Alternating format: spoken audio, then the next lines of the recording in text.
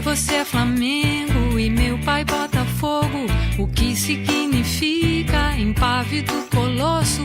Porque os ossos doem enquanto a gente dorme. Porque os dentes caem por onde os filhos saem.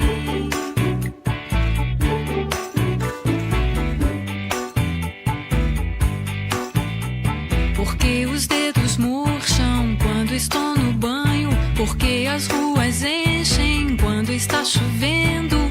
Quanto é 1000 trilhões vezes infinito? Quem é Jesus Cristo?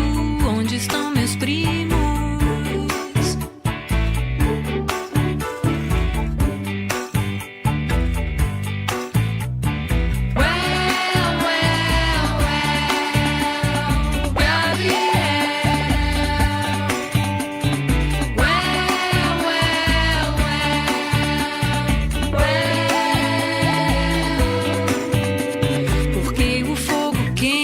Porque a lua é branca, porque a terra roda, porque deitar agora, porque as cobras matam, porque o vidro embaça, porque você se pinta, porque o tempo passa.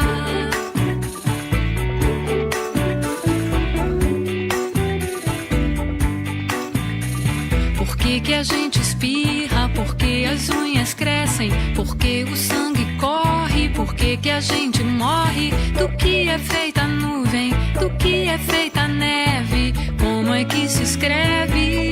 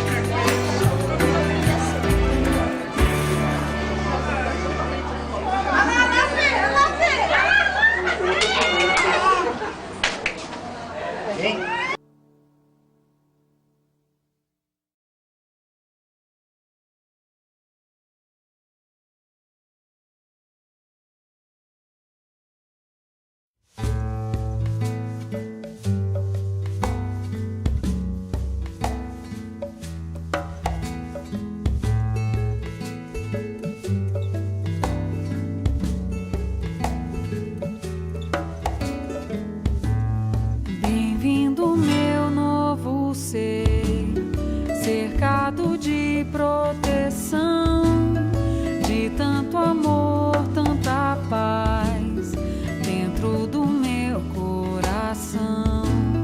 Bem-vindo, meu novo ser, cercado de proteção.